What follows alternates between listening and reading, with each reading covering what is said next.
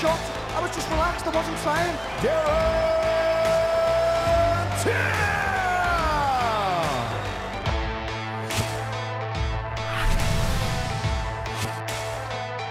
Welcome to UFC Unfiltered. Please tell me that's on video. I've never been happier. I'm made for a fucking podcast. We're dangerous. Listen to me, we're at it.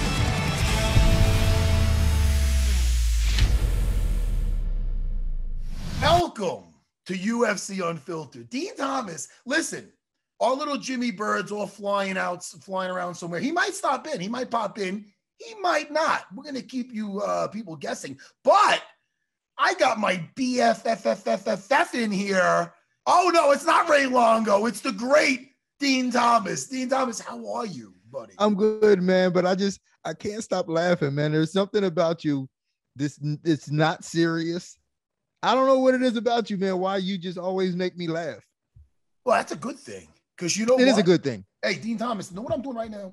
What? I always ask stupid questions like that because I don't know. You obviously don't know what the fuck I'm doing. But listen to me. I'm looking up on my magical iPhone. Oh, you know what I was listening to? Kid Cudi. Dude, oh, really? Hey, motherfucker, why did you tell me about this King? Is it King Cudi? Kid Cudi. Just Cudi. What I am? Did you ever hear that? No, I never heard it. I need smoke. I'm going through a midlife crisis, Dean Thomas. This is what I'm talking about. What is wrong with you? Shit. You're used to dealing with fucking grown-ups. We have so much fun. But this is what I was going to tell you. I love that King Cudi. I do. But I'm listening to all his shit. I like his entire catalog. Yeah, he's good. He really is. I like Kid Cudi. All right, listen, enough. That's not what I want to get at. That's not the point.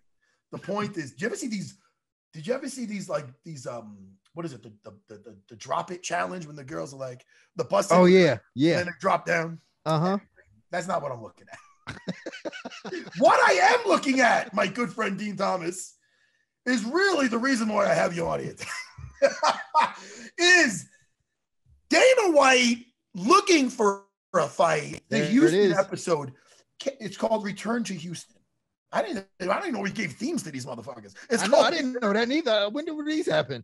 Dude, maybe it's with the good-looking Derek Lewis on the front. What is that? The thumbnail? What do you call it? Yeah, thumbnail. Yeah. Yeah. Maybe that's what's making people watch this thing. It's been out a week ago. 986,000 views. You gotta sum it up. You gotta round it up to 1 million. It's 1 million. Yeah, let's not even fake the fun. I mean, just you Dean Thomas, give ourselves a hand. Yeah, let me give myself a pat on the back. Can I? And Dean Thomas, for the people out there. Oh, first of all, excuse me. Today's episode, Dean Thomas, can you just go with this? Paddy Pimblett is on. Yeah. And also, maybe Darren Till. They're saying they're trying to track him down. You know, he's a wild man. Yeah, he's a wild man. And it's fight week, so like it might be tough for him. It might be, you know how it is on fight week, Dean Thomas. Yeah. You know, especially for him, he's probably cutting weight and all that stuff, so it's be tough. Yeah, it's true. It's true. I mean, who the fuck would want to talk to us two fucking Douglas? The guy's losing weight. Does he think he wants frickin' frack on here asking him silly shit? No, honestly, that would be the best thing for him. You know what I'm saying? Because he's miserable. He want to laugh. Hey, you know what we're doing later? We are previewing the fights for this weekend. Yeah. Brunson versus Till. We're going to talk about that in a little bit. We don't got to go listen, we don't got to go too deep. We do it once over. We talk about what we're looking forward to. I'm not even looking at it yet. I like to keep it fresh. Yeah. Dean Thomas, you know how you're that homework? Dean Thomas, you are a professional. You're taking over everywhere I look. Or listen, so I'm watching the fights. I think I hear you in my head, and all of a sudden I hear you. Let's go to Dean Thomas, and I'll tell you right now, you're hitting that shit out of the park. Think so? I fucking think so. And even the commentators, they're always arguing with each other. You got who's arguing like Dominic Cruz and fucking Michael Bisping are always bickering. Nobody argues with Dean Thomas. Very good point, Dean. Dean Thomas. Dean Thomas with a good point. Dean. And never once are they like, what the fuck Did he just say? No, Dean, I'll tell you, man. What is that gig anyway? What is it called? It's what they call like the coach's role. I don't know why they even call it the coach's role. Well, I mean, you're a coach. Yeah, so I guess they're just trying to get a perspective from like how a coach sees what's going on in the fight. But you also do the stuff. You're also on the couch with everybody. Yeah, I do the weigh-in show with the guys, and then I'm doing the desk. Who the fuck's your agent? I don't have an agent. You know what it is? I'm telling you, man. I just like, man, and we talked about this. I just like to work, man, because I don't ever want to go back to doing a real job. You know what's so funny about that? It's so funny because I was talking about that with my wife the other day. Me neither. I don't know what a real dude. I'm not doing. You think I'm doing? Picture me over there at the Home Depot. I don't look down on nobody, but I'm not. Could you get me a 2x4? What? Is it? It's how big is that, dude? I'm a moron. D. Thomas. God bless. I'm blessed with a couple of gifts. I always tell my wife, listen, you got to play to. I tell my kids too. You play to your strengths. You know what I mean? Yes. I'm silly and I know how to fucking fight. Thank goodness I could make a living off that, Team Thomas. Thank goodness. Listen, so hey, you know what's funny about that? Since we're catching up, yeah. I'm having a Zoom meeting with a couple of guys that I might be getting an agent, you know, through WNE. You know, I like to keep it in family. But yeah, that's what's up. You know what I want to do though? That? It's strictly for the voiceover work. I want to get into that. Yeah. You know why? Because I'm redoing my basement soon. And I might want to put like a little studio down there to maybe do something there for auditions. I don't know. I was talking to a guy yesterday. One of these guys said maybe you could do it by your phone. Like, I don't know. But I'm serious about that. I did that P3 protein commercial for Aldo. Yeah. And I did. I drove over in Long Island to a few towns over this place in Melville. I was in that studio. I'm talking 15 minutes, Dean. That's it. We talked about this a little bit, I think. Yeah. And I told you how much I loved it. I go, yeah. I read this thing 3 times. And they go, we got it. I go, wait a minute, you got it? Are you serious? Because normally I make this kind of cash. I travel for a fucking seminar or something. Yeah, this is it. Because I'm fucking in. I'm all, and you know me, Dean, unlike you, I don't like to work. Yeah. I like to do, I'm the opposite, dude. Are you kidding me? I like to just teach I make what I like to do my work. Yeah. And part of that's hanging out with you. Don't let that go to your head. Okay. But listen, besides that job, you know, I love my schools. My school, I should say now. I'm always there. So I'm not looking for any more gigs. But once I did that, I go, motherfucker, here's my 4th job right here. I'll do that shit. I'll do that all day long. That's what I'm saying. It's easy. It is. Do you ever do the voiceover work? I don't do voiceover work, but like you said, if you play to your strengths, it's easy. You got a lot of strengths, Dean Thomas. Well, and not really. I just hide my weaknesses, bro. Dude, imagine they go, okay, let's go to the coach's corner. Go ahead, Matt. I'm like, hi, Michael. Like, are you listening does everybody hear me? Okay, back to you, Dom. Dude, they're not, dude. I would be stuttering. I might throw a joke in it. I always told you I hated it behind that fucking analyst X when they used to do it on Fox. Yeah. I have nightmares of that shit. I remember just looking at, like right now, me and you were talking. This is fun. I remember talking to Rashad, telling him my point, which I meant about fucking RDA, whoever the fuck we're talking. I'm looking at him. I saw in his eyes, not giving a like, almost like, are you done? Because I'm thinking about what I'm saying. And there's people in our ear telling us to rap. I go, fuck. I go, get me out of this hell. And I'm in a suit. I don't want to be in a fucking suit. Ever. No, but see, I'm different because I love to play dress up. And for me, it's just like playing dress up. Yeah. Yeah. And when you're playing dress up with the sweaters, what are you, old man Withers? I love your sweaters, dude. I wore an ascot last Friday. A what? An ascot. It's like a scarf tie. You put it, like the old Thurston Howe III used to wear one. You know what I was talking about? You ever watch Three's Company back in the day? Yeah. Furley or Mr. Roper? Go. Furley or Mr. Roper? Furley. Oh, I don't know. Listen, Mr. Roper, hey, not for nothing. People said I looked like the guy. I don't like that. Nah, I you don't think I look like the guy, but there's certain things. But know what I like about, listen, Furley was funny because he was always out trying to like pick up the ladies and he was trying to be a ladies man and he was goofy and then he would like try to fight me with the fucking, you remember not Furley? Mr. Furley? That's Don Knotts. For these kids gotta Google Three's Company and throw in Mr. Furley. Anyway, Mr. Roper, Jim just hopped in. All right, yeah, you know what? Get Jim in on this. We have to find out what Jimmy Norton, I don't like calling him Jim. I don't like his full name. I call you Dean Thomas. I just call him like Jimmy Bird. I want to find out what he thinks between, who would he Mr. pick? Friendly, Mr. Roper. Let's ask him. Let's just ask him right away. Hey, Jimmy. Hi, guys. Good to see you. What are you wearing? What's your shirt say? Oh, it's just Doug Bell. And it's kind of got that Run DMC thing going. Yeah. You know, the girl that works for me. Did you say hi to Dean, by the way? What am I? Yeah, hi, Dean. I said, Jimmy, What's am up? I your parents? I wasn't. Well, no, I didn't think I was gonna be able to do this today, and I just matters. What's that? I had to switch everything, so I apologize for being late. Hey, Jimmy, for no reason whatsoever, my good friend Dean Thomas, he's asking about Three's Company. We got fights to talk about. But listen, great show. If you had the hey, listen, really quick, I got one question for you. And I know people go, "Oh, Christy or Janet." No, and this has nothing to do with relations. For a character, Sure. Mr. Furley or Mr. Roper? Go. Don Knotts or Norman Fell. It's not even close. What? Mr. Roper. Mr. Roper every time, because all Mr. Roper wanted was to not fuck his wife.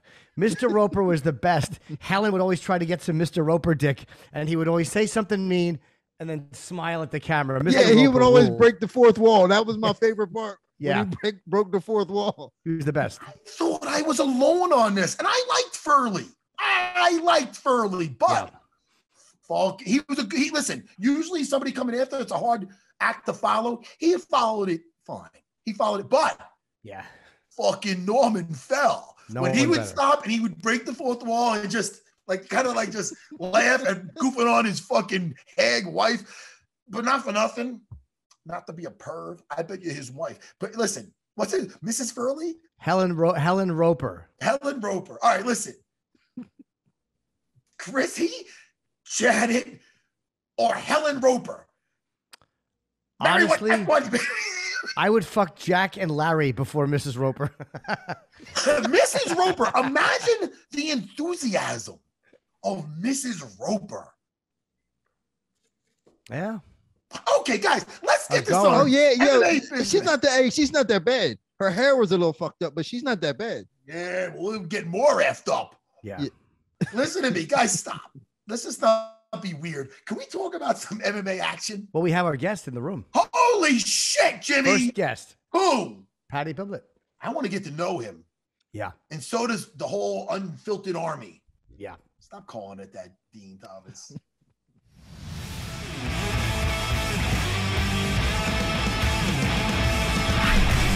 Patty, put some pants on. You're on Unfiltered. Oh, okay, Patty. That's nice to meet you, kid. How you doing, buddy? Good. Nice to meet you. Nice to meet you. Nice to meet you too, fella. It's a pleasure. I mean, everybody's excited about you finally getting in the UFC, and we think it's very. I mean, listen, you don't hear about this. I heard you got offered a contract before, and you said, not yet, mate. Maybe you didn't say mate. I threw that in there. I don't even know if you say mate. Twice I got offered the contract. Twice. How long ago? 2016 when I was 21 and 2018 when I was 23. Wow. So what made you, first of all, that's a lot of confidence in yourself, because a lot of guys, when they first get they get invited to fight in the UFC, it's like, holy shit, I made it. It's like you knew you were heading there anyway.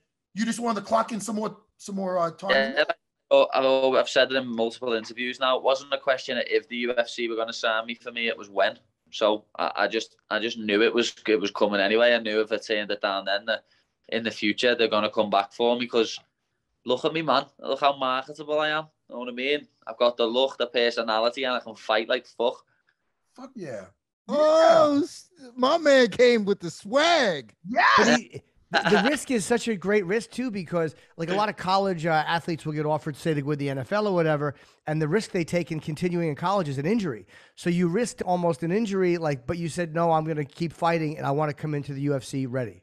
Well, I have had injuries. That's what I mean. That's something where a roadblock did happen, and I thought, oh, I've messed up here, because I've had 3 wrist surgeries, 2 on my right hand, 1 on my left hand, and I had one just over a year ago, one just over 2.5 years ago. You know what I mean? So, everything was all up in the air. That's when I hit a bit of a bad spot mentally. You know what I mean? I went through a bit of depression and that. And it was because like the wrist injuries and losing a fight had something to do with that. But like one of my losses is literally because of my hand. You know what I mean? I had surgery 3 months before I fought.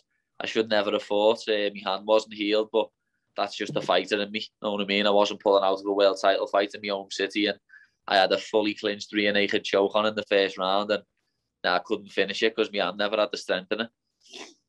Dean, you were going to say something. I interrupted you. I'm sorry. What were you going to say? No, I was just going to say that I was going to call Molly McCann and have her come and translate, because I knew I wouldn't be able to understand you, but I can admit I can understand you a little bit.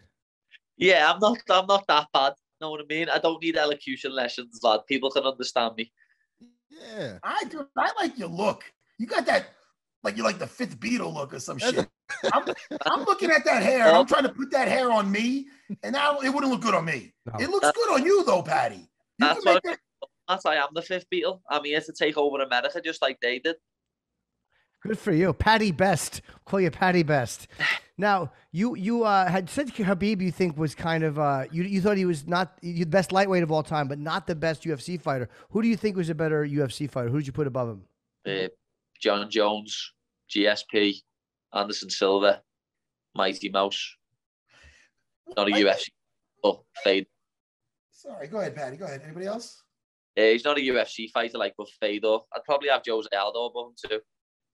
Jimmy, you're gingerly jumping. You ask, oh, you thought Khabib was a great fighter, but not one. You're gingerly tiptoeing around what the fuck he said. We have to start.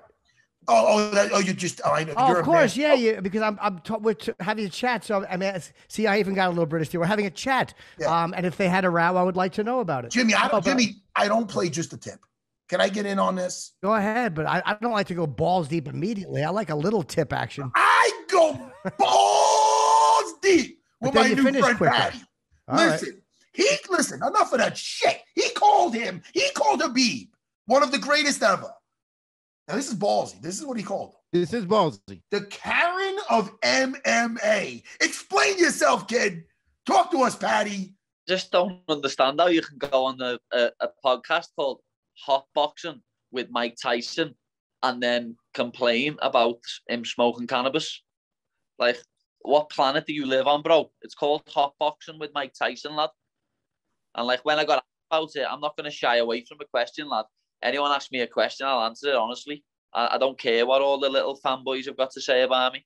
Someone asks me a question, lad, I'll say it. That's why some people love me, some people hate me. My personality is polarizing, lad. Well, that might be I didn't see the clip, Paddy. I'm kind of familiar, but I didn't see the clip. Now, was Mike smoking and he asked him not to smoke, or did they discuss it beforehand? After the podcast, he come out and said, I don't like the way Mike was smoking, and he had fast food on the podcast. It's like, lad, have you never watched this podcast before? You know what I mean? At least watch an episode before you go on it then. Yeah. It's called Hot Boxing. Yeah. With Mike Tyson. Boxing with Mike Tyson. And then he's saying ring girls are pointless and that. Lad, he's turned into mightier than thou. Know what I mean? Ring girls, I agree with him on though. I watched the Jake Paul fight. Not a great moment, but I hate the ring girls when they just kind of stand there behind the announcer and smile. There's no reason for it. So if he complained about ring girls, I might agree with him.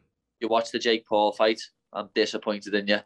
I don't blame you. I'm disappointed in myself, Paddy.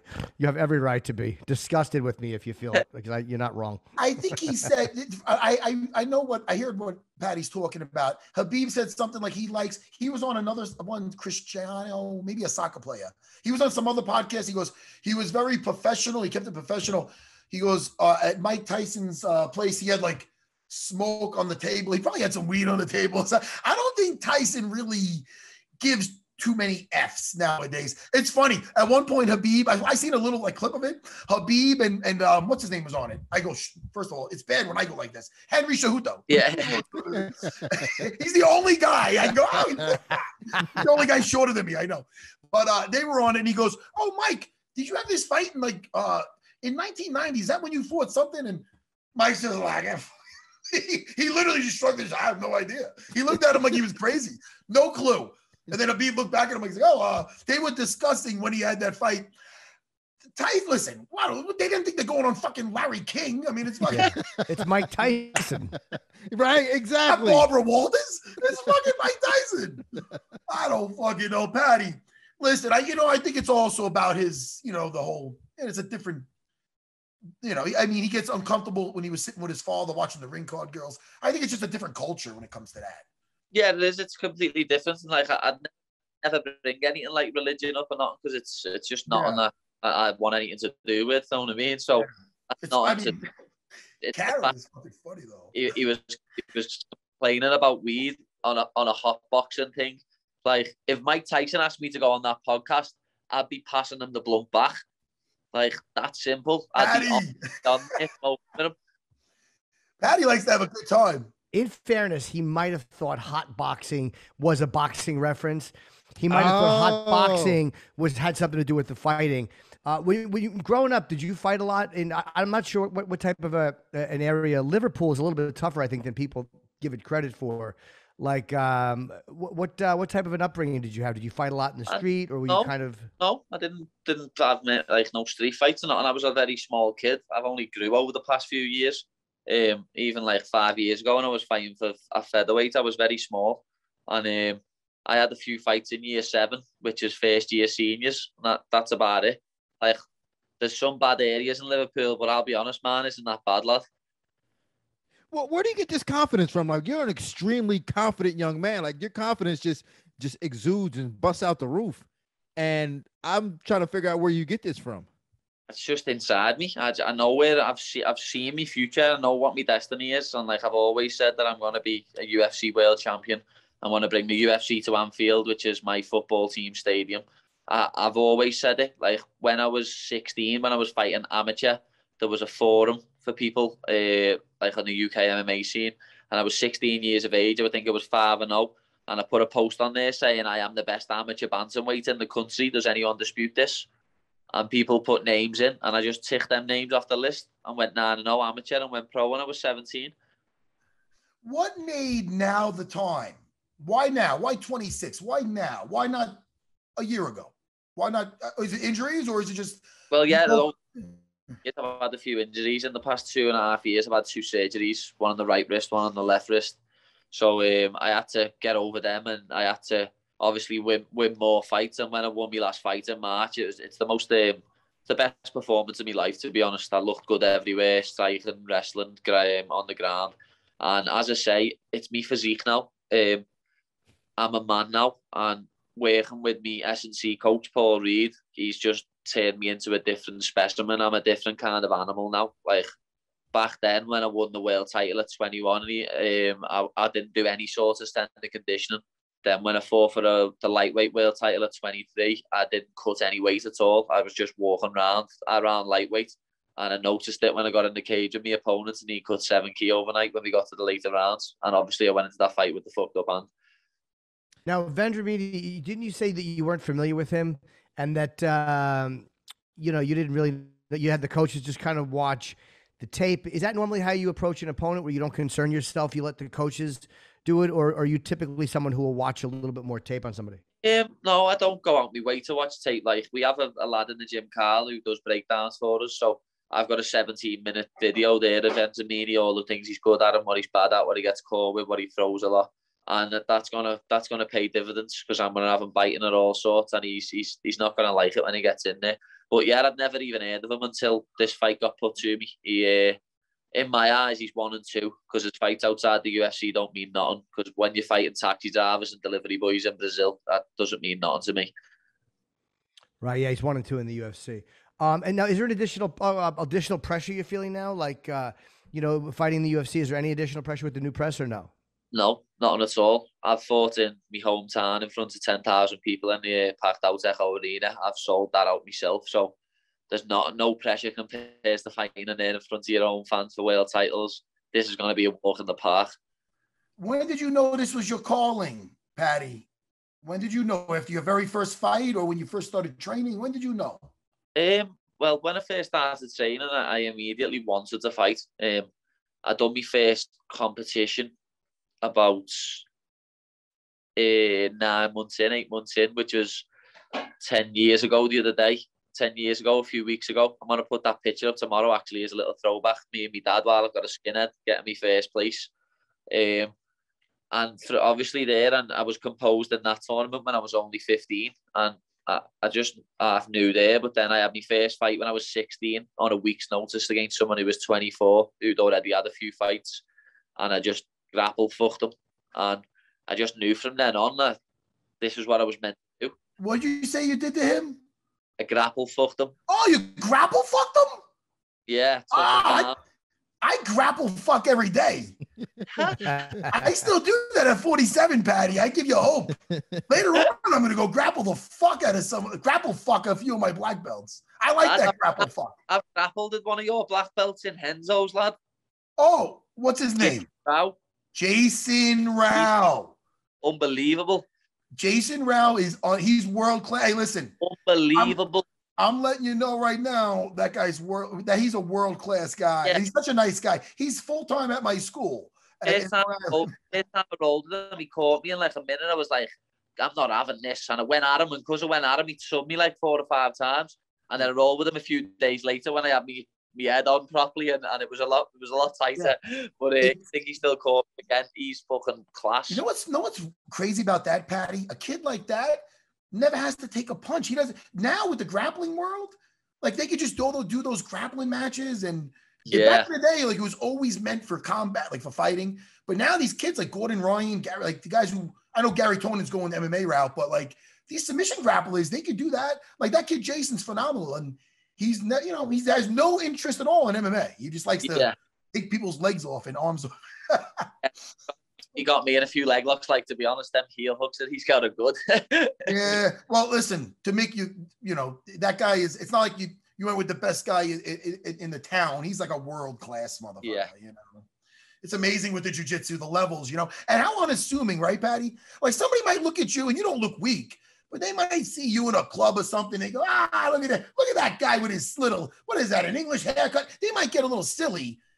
And they go, what's your name, buddy? And you go, Paddy. And then they go, oh, that's it. And next thing you know, they step outside and it's the worst mistake they ever made.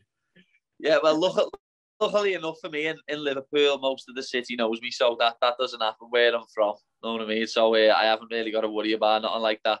Never know if we end up out on Saturday night in Vegas. That could happen. Paddy, I'll tell you. Look at Paddy. He's got a look to him. He could be on like Tiger Beat magazine. For the fucking... Tiger Beat? That's the kid. I remember it, but that's an old man reference. Nobody under 45 knows Tiger Beat. I remember Tiger Beat. Oh, yeah, you're old. Nobody. Yeah, that's true. I'm 44. Paddy, I got a question for you though. So the UFC seems to always have a European star. Obviously, Conor McGregor was that star for the longest time, but he's kind of fell off now. Michael Bisping had his share of it as well. Do you think you're the next European star? I don't think I know. It's me. There was Brock Lesnar. There was Ronda Rousey. There was Conor McGregor. Now there's Paddy the Baddy. Simple as. Paddy the Baddy has arrived. Yeah. Man, I like this kid. I want an autograph. Hey, this is one of those where you fight as well as you talk.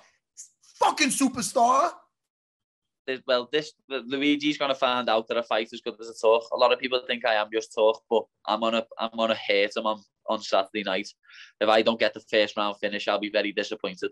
I need to speak to Dana, lad. I need to say to him what's going on here. Can we bump these bonuses up to 75G? Because when I transfer it back over to English, it's not 50 grand, lad.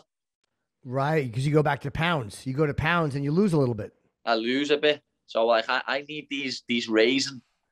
That's a very good point. When things go right on Saturday night, you're gonna have a mic right in your face, and Instagram are getting called out, lad. My Instagram account's being disabled for bullying and harassment. Oh, yeah. What happened with that? I'm the one who gets bullied and harassed, and I just give it back to trolls and put them in their place. And they've disabled my account with 158,000 followers. Oh, that's not cool. What was the message you sent that they disabled? Someone said something and you responded? Yeah, someone said something to me and I responded, and he even said to me in the DMs, put this on your story then. So I did. I put it on my story, and then he's reported it. And the last thing what I got it for was for calling someone who supports a football team in Manchester. He supports Manchester City. He's from Bristol in Wales. I called him a glory hunter, and that's why my Instagram's been disabled. Jimmy's a glory hole hunter. Who is it? Sorry, Yeah, and if I can't find one, I bring my own drill.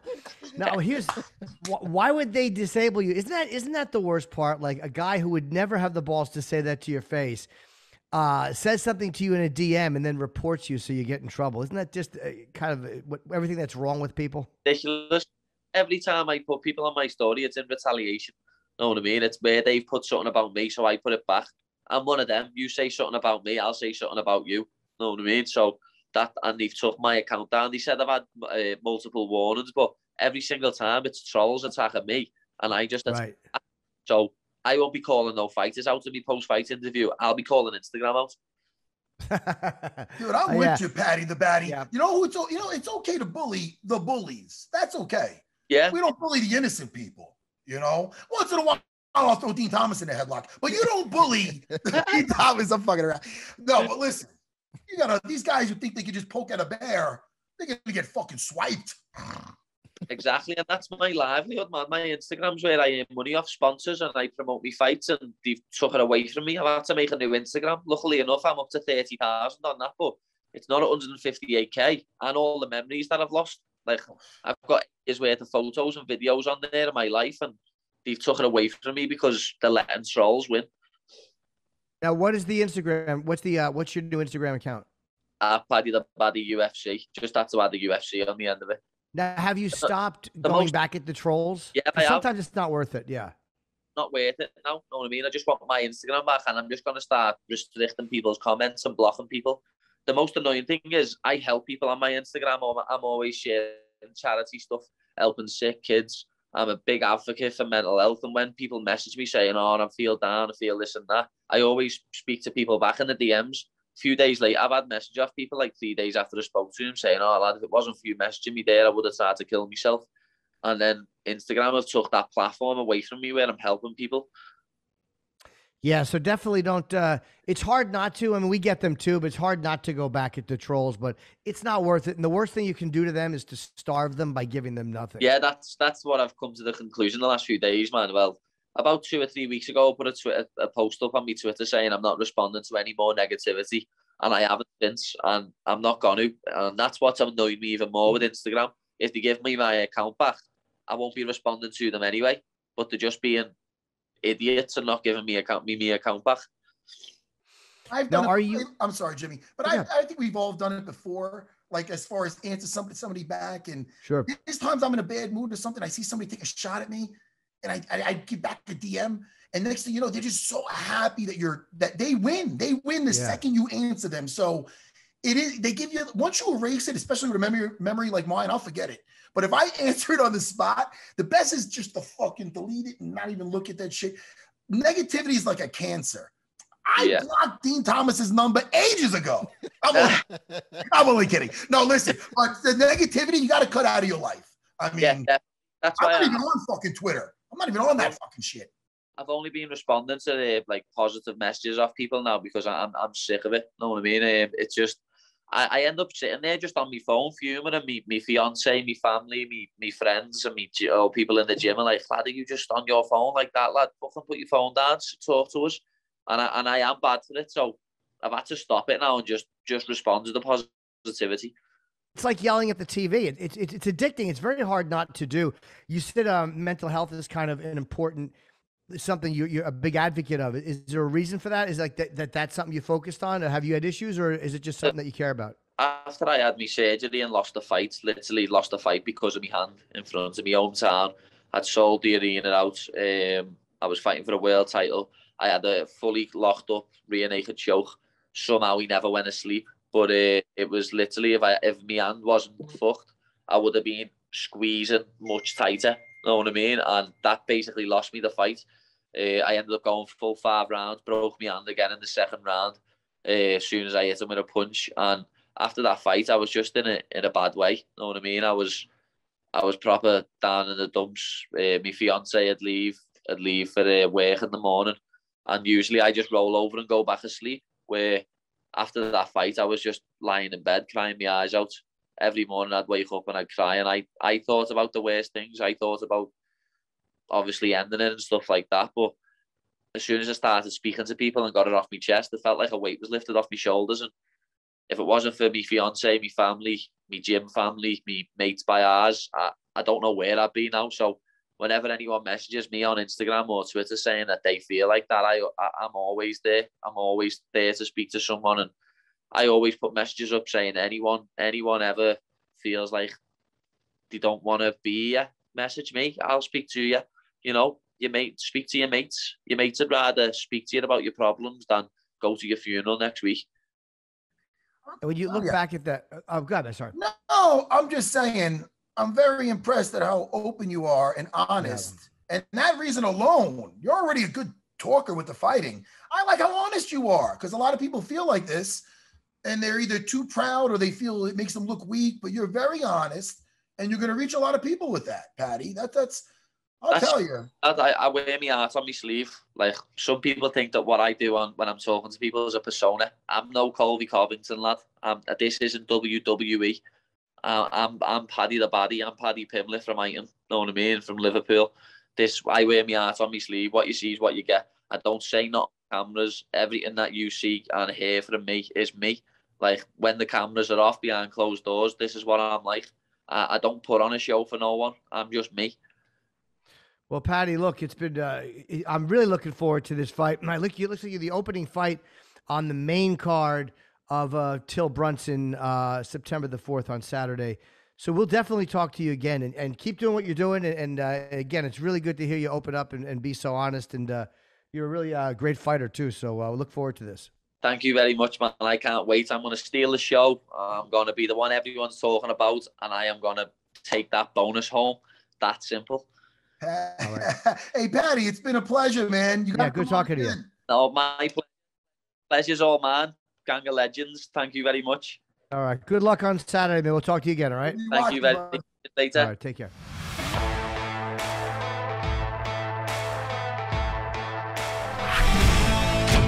Hey, guys. Awesome, yeah. I am so impressed with this kid. Yeah. He's sharp. Yeah. He's sharp. Quick-witted, very honest. And that's the biggest thing I could say right there. That was honesty. Where some people would be very afraid to say exactly what he said.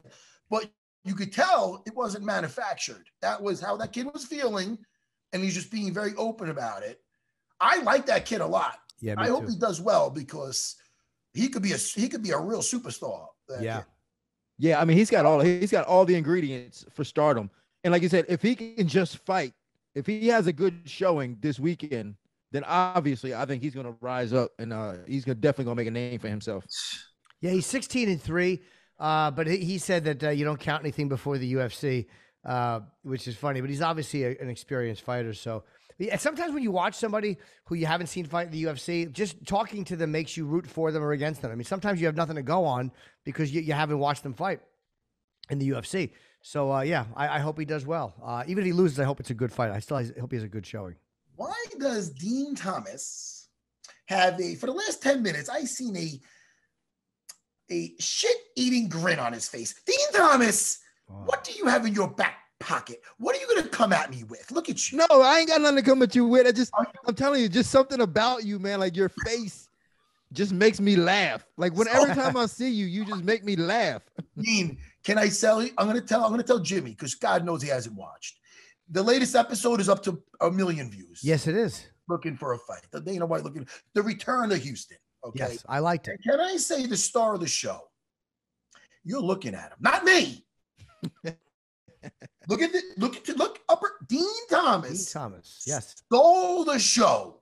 I know. You understand? You don't know. Jimmy. I do know. I saw it. It was great. Name something that happened. Why would I give it away? Let people watch it. Dean Thomas shines. Dean shines. It's great. Yeah, Jim, tell me what did I do? Dude, come on. You know what you did. Everything you did was so good. But I don't want to give it away. And it was in Houston. Really cool. I just don't want to give it away. Jimmy, Paddy the Baddie is so honest, and you're so fucking dishonest. No. This is the thing. I want the world to know. Dean was a rodeo clown. They have to watch this episode. I know. I don't But want to then say after that, after he comes through and almost gets kicked in the face, this is why people are like, Matt, were you really afraid for him? Why were you yelling so much? Because I might have got a little concerned for the guy. I don't want it to go to his head. After he's like, wow, you really care about it. I go, don't let this get to you. Don't make things get weird. Don't. So, I mean, what do you want me to say? Yeah, kill him. No, dude, he had a fucking bull. And you know what's fucking sick about this? The producer, Rory's probably like, get him, ratings. But no, fucking sorry. Dude, that shit came close. Dean Thomas he likes to what we call earn his money. So instead of just staying safely away, he gets, all right, these guys rode a bull. I gotta earn this shit. And he got a little too close to this fucking bull. And personally, I think that bull was racist. It was a little racist. Oh, racist bull. So he was right at the Dean the most. Listen, so it missed Dean by inches. Dude, the tail hit you. That's how close it was. How scary is that in person? When that thing is sized is right in front of you. How frightening is that? I mean, it was really scary, man. I thought I was going to get away and like be far enough away from it, but I felt its hoof go right past my nose. I mean, I could really like feel it, and I was like, oh my God, like an inch. That's facial surgery. That could be death. Dude, isn't it crazy that there's a real wild animal trying to hurt you in that moment? Like, there's no barrier between you and that thing. It's an animal trying to hurt you. I know. I mean, I don't know. I don't know what I was thinking when I did it, but like when I look back in hindsight, I'm like, man, I'm so stupid. What am I doing? Yeah.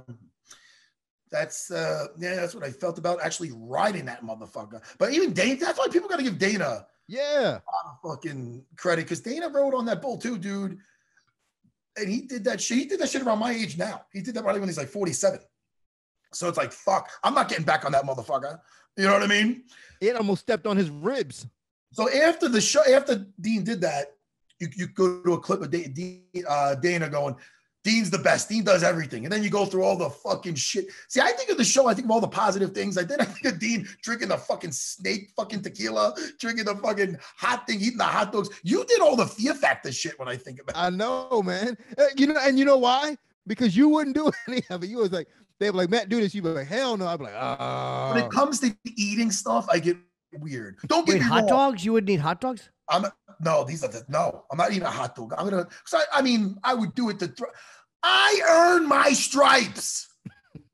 I earned my fucking stripes. Don't put me lights on me, Jimmy. But wait, no. Wait, was it a hot dog, a regular hot dog? No, so I did a hot dog eating contest, and then I had the hot wings. Sounds like a pussy. It's a red snapper. Yeah. Yeah.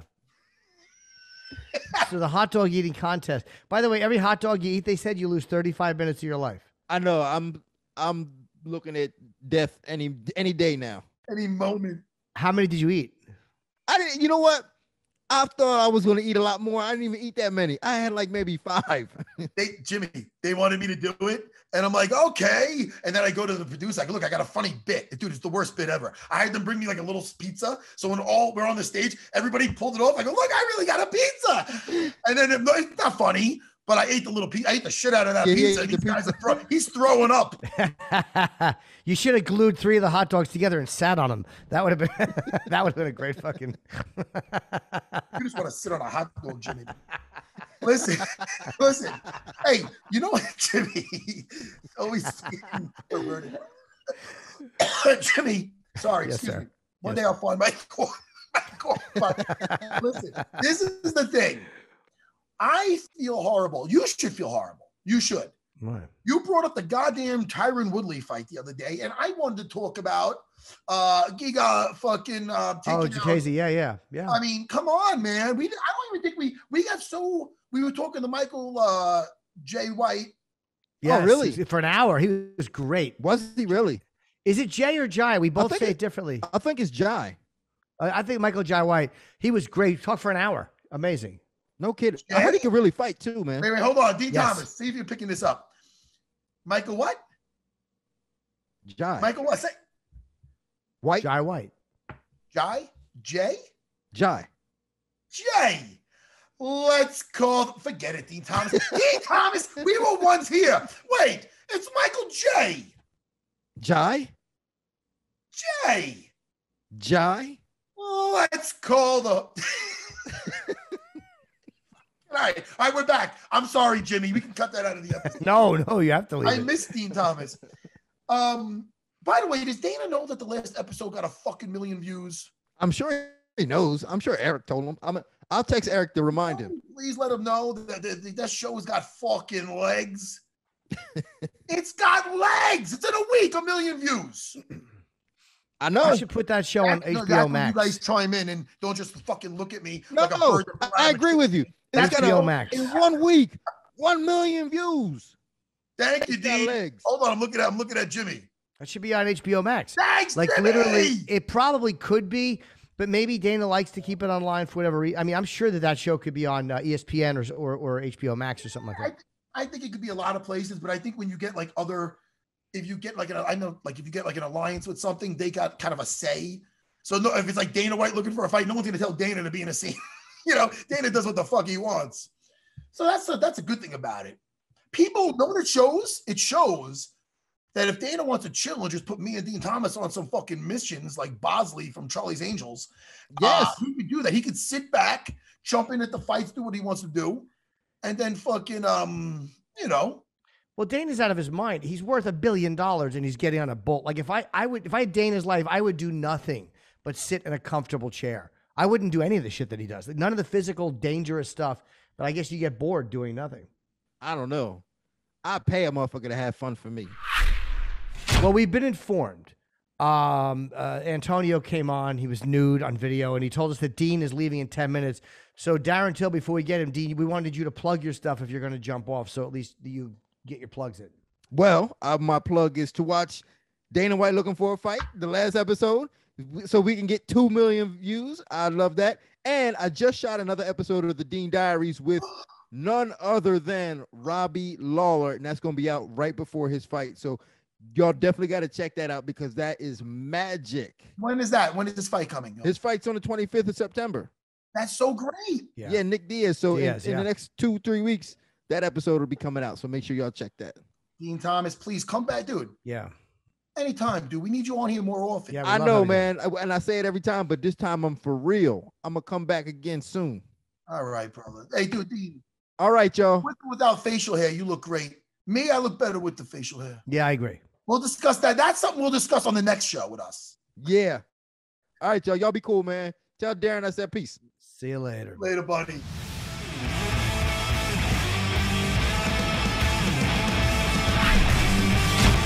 Does that look like the face that wants to do an interview right now? No. Darren, I'm with you, bro. I'm with you, man. If I know got how it is.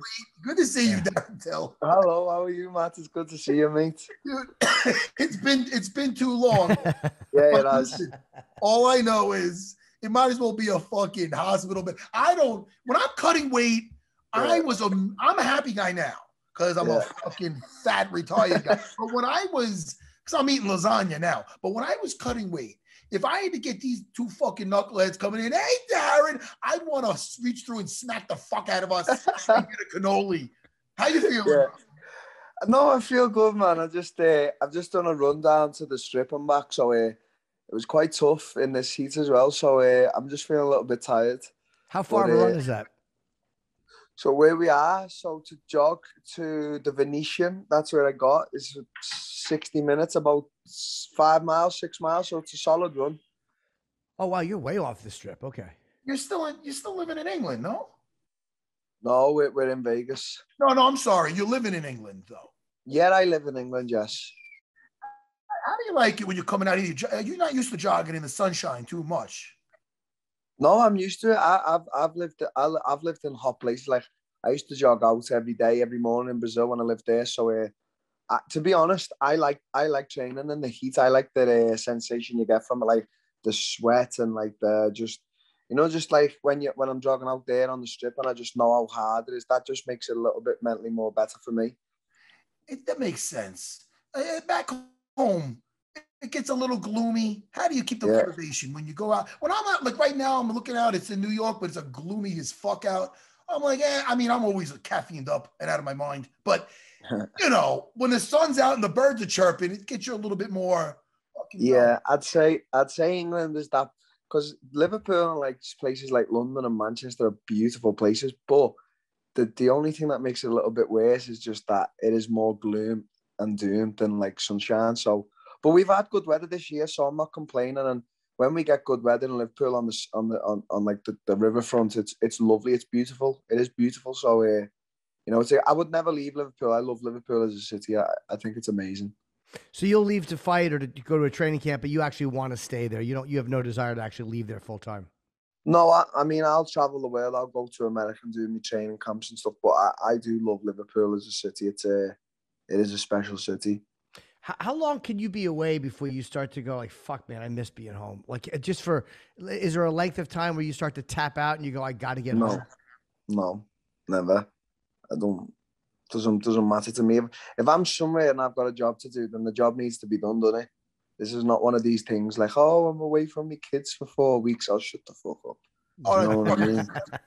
That is hysterical, man. I'm away for 2 weeks from my kids, and I'm like a little bitch. I'm like, I'll fucking tear. Maybe I've been away from my daughter in Brazil for like nearly 2 years now because of COVID. So, it is what it is, mate.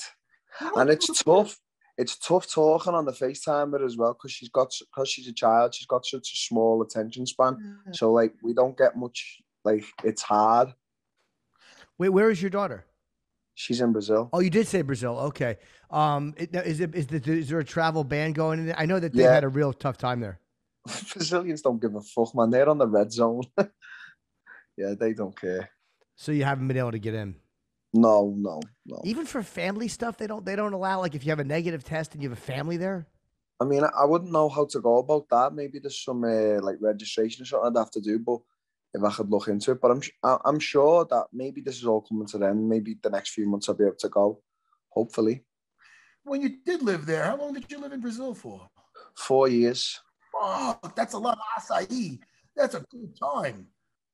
Yeah, listen. Like if I could live anywhere else in the world, it would probably be Brazil. Back to the same place I lived. It's just unbelievable. Like the life out there, man. Just training, acai, good. Like the food's so good for so cheap. Like it's amazing. What part of Brazil? I was in the south. I was in a place called Balneário Camboriú, and a special place, like truly special. Do you speak Portuguese? I speak Portuguese, yeah. Yeah, I never learned it. I went on a couple of trips with friends, like we stay for a week in Rio. But I wish I spoke because the women there are so amazing. But I couldn't speak a word of Portuguese. Jimmy learned a couple of things, Darren. Like he learned like obrigado, like thank you, and also how much? How many reals? Yeah, like quanto obrigado. Like they don't say obrigado. Obrigado is like a tourist thing. Like you would just say obrigado. Like I learned to speak how Brazilians speak. I wanted to learn the slang. I wanted to speak so Brazilian that a Brazilian couldn't understand. I was like from out of another country. I had to learn that language, man. I'm the type of guy, like, if I have to do something, I'll do it. Like, put me in the jungle, man, and I'm coming out there, the king. That's the type of mentality I've got. What brought you to Brazil? Did you go just to train, or was it the girl you met, or what made you go to Brazil for 4 years? Fuck, I ain't going to Brazil for no girls, mate. Let's get that straight right now. No, I had a few bits of confusion in my own hometown. You know, like I was a troubled kid. You know, I was a bit of a menace, a bit of a mad kid, and I got stabbed a few times. And you know, I had a few run-ins with the law as well and stuff like that. And my coach just come to me and he was like, "Listen, you know, you're on a very strange path here right now. You're hanging around with all the wrong types of people. You know, what do you want?" And I said, "I want to be a champion." He said, "Well, do you trust me?" And I was like, "I trust you, yeah. I trust you with all my heart and my soul." And he was like, "Okay, I want you to get on a flight and go to Brazil. And when I tell you to come back, that's when you come back." Wow. So he called you 4 years later? Did he give a call 4 years later? It's okay now. Come back. Yeah. He called me 4 years later. Right, come on home now. wait, you're still there? Like, Yeah. What happened? So wait, so Darren, you were you hanging out, so you could fight. And did having fighting ability put you even in a more dangerous situation because you didn't back out of situations that a normal guy might have backed out of? No, I wasn't like that guy who, on the streets, we can fight, let's stay away from it. Liverpool's a place like anywhere else. Liverpool's a dangerous place. People carry weapons and stuff. And, it depends the crowd you're hanging around with and what you were up to, what I was doing and stuff. And it was just one of them things. Like, I was just a bit of a menace. Like, I was always up for whatever came. And I just always found myself in sticky spots and sticky situations. And listen, at the end of the day, I was fighting and I had a goal, but I had to make money at the same time. Do you know what I mean? Like, money doesn't grow on trees, and I had no financial support from anywhere else. So, a man's got to do what a man's got to do to feed himself. And I believe that if you're not out there, killing people, hating people and stuff like that, a man's got to eat. Hey, man, you're going to eat this weekend. It's time to eat. Time to fucking eat, Darren Till. Friday and Saturday. So Friday I'll be eating, and then Saturday I'll be eating for real. What do you expected out of Brunson? Brunson, I think he's on a 4-fight win streak. I mean, he's looked really good. I think a couple guys made the mistake of looking past Brunson, which is a terrible mistake. I don't look past. Listen, every fight camp, I feel like I evolve and get stronger and better. And I'm not just saying this because I hate when fighters do this when they say it's been the best fight camp ever. But yeah, listen, I've had a lot of injuries this fight camp as all the other. Like, I'm getting quite renowned for my injuries now, but it's only because of how hard I train. But putting my injuries aside, this fight camp, man, I've been hitting so extremely strong, and I'm just so quick and fast on my feet, and I just feel like if I come in there against 38-year-old Derek Brunson, he's not going to be able to do the things he's doing with these other guys. Like, without no disrespect, I'm not Kevin Holland and I'm not Chikadze. Like, I'm a hard-hitting, fast fucking hitting motherfucker, and I'm going in there with so much intent and violence in my heart, and I'm just going to be so ferocious and vicious. And, I'm expecting what he's expecting, but I don't think he's going to expect what I'm bringing. Like, I'm going to hit him and he's going to feel it and he's going to want to be out of there. Yeah, and you're right. Yeah, obviously this is an incredible fight. You both have the ability to put somebody out with one shot. Brunson hits like a truck as well. And the fact that he went the distance with Holland and Heinisch, he does have good wind. He's 38, but he definitely has good cardio, and he can definitely go 5 if he has to. Oh, 100%. Like, I'm not counting like Derek, man. Like, 4-fight win streak against good names. He's got the cardio. He's got his training in order. He's a good guy. He knows what he wants. Like, he's a guy who knows who he is and knows what he wants.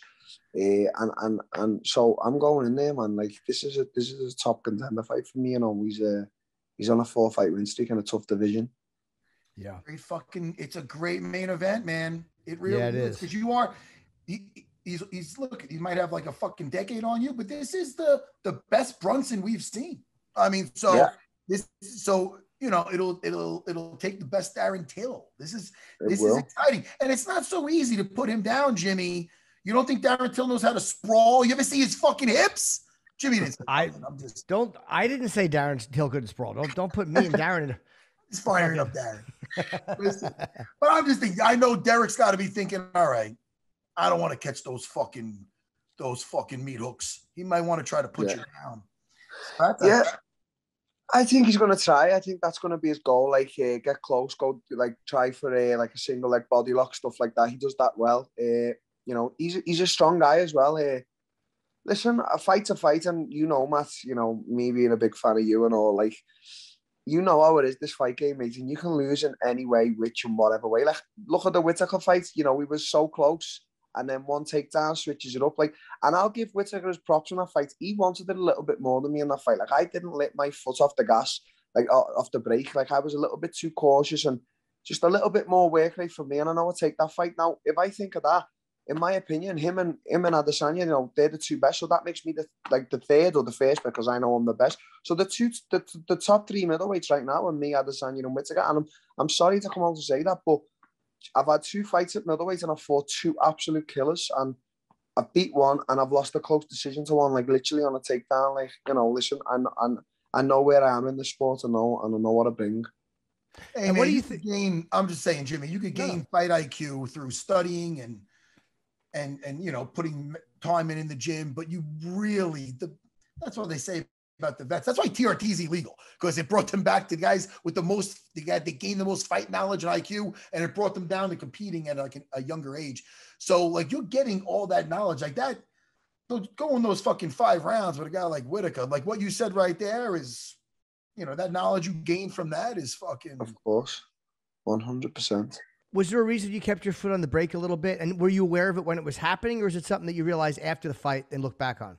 I think I was a little bit of aware of it in the fight. Like, I'm one of these guys, I fight with a high IQ. Like, you'll never see me in a fight wasting shots. Like, I'm not out there throwing front kicks in fresh air. Like, I see guys doing that, and I'm like, you're wasting energy there. Like, if I'm hitting you, it's because I've calculated the hit, and I know the hit's going to land. You know, that's how I fight. And I was aware of it a little bit when I was fighting, but then when I look back on the fight, I'm like, wow, Till, you know, you've got him fainting and overstretching so much. You miss so many opportunities to just hit him with a three punch combo there and lead with a knee and a kick and an elbow, you know.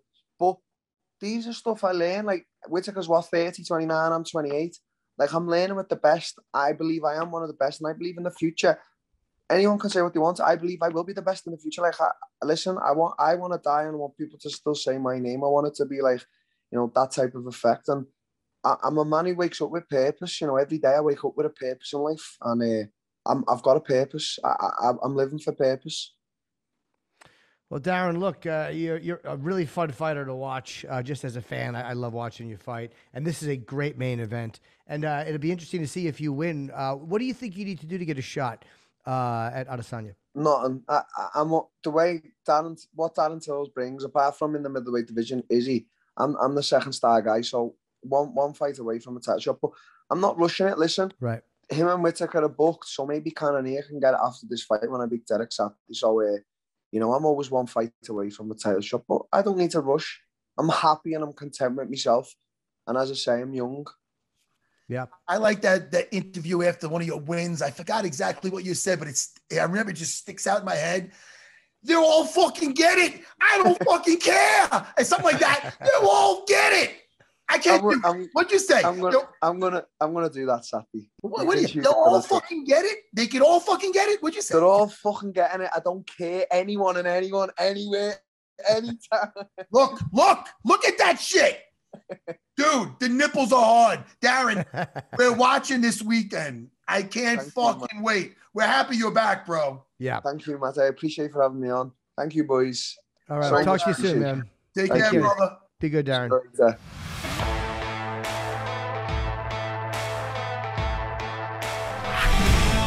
Gotta let everybody know that thing starts at 4 p.m. on Eastern. Right. Yes.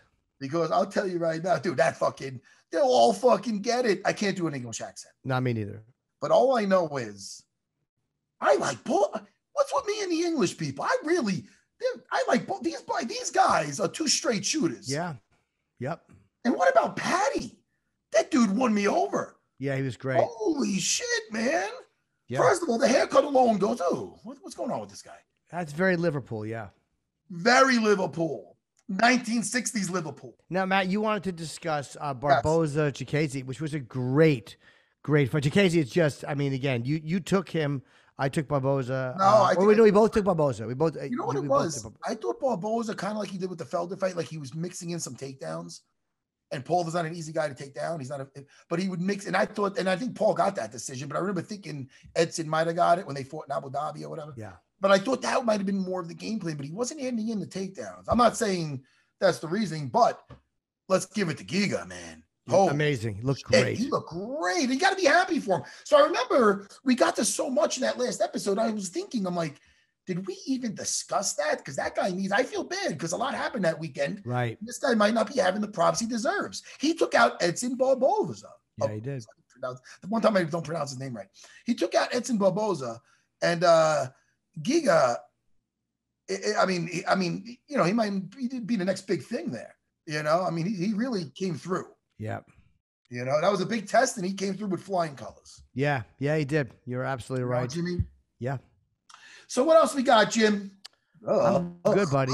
Never call that again. Why? I don't like calling you Jim. I don't mind it. You're my little Jimmy. Are we picking it? Brunson against Till. Very, very. It's a great fight. Again, even though he's got Derek by a few years.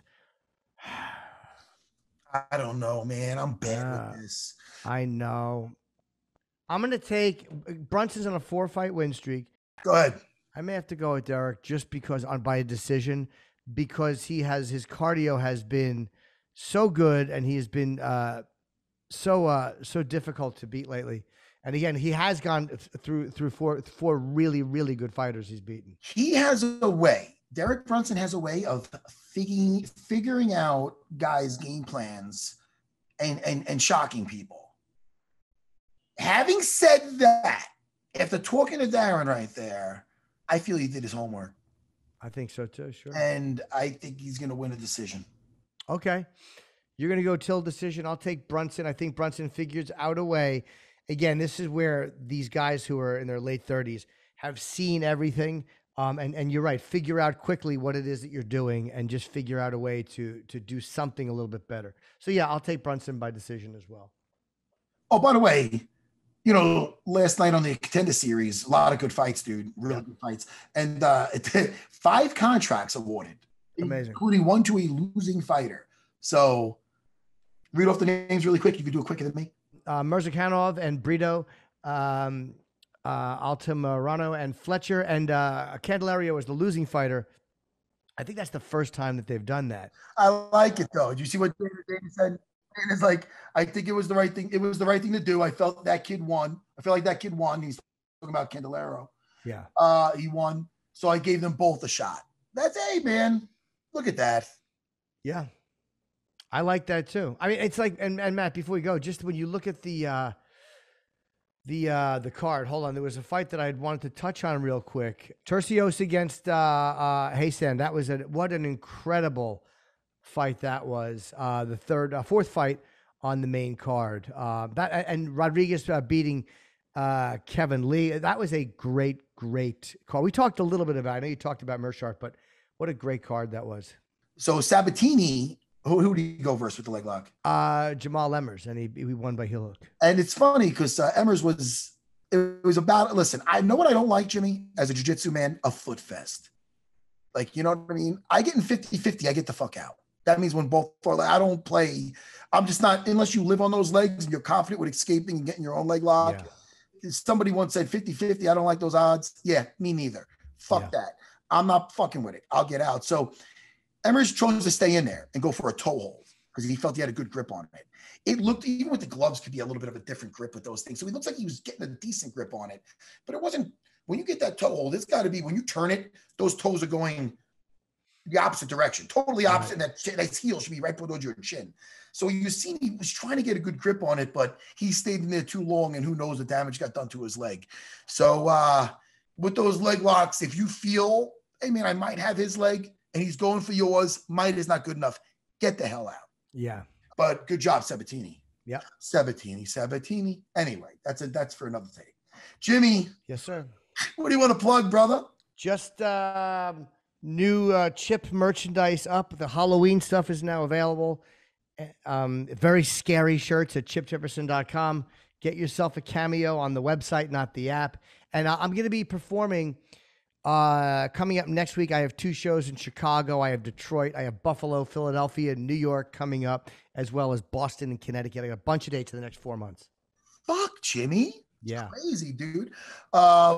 Matt Serra BJJ on Instagram. I'm on Cameo. I do little birthday things and say hello to people. And it's Matt Serra on the Cameo. And also SerraBJJ.com for some, I don't know, jiu-jitsu merch. Hey, who wants a Matt Serra t-shirt? Anybody? Kimura Savage, Jimmy? You do. Jimmy, I love you, dude. I'll text you. Love you, pal. And just to point out, the prelims start at 1:30 p.m. Eastern Time on ESPN Plus. And the main card, 4 p.m., like we said, Eastern Time, ESPN Plus. All right, I'll talk to you in a couple days. Bye, everyone. Yeah, bye.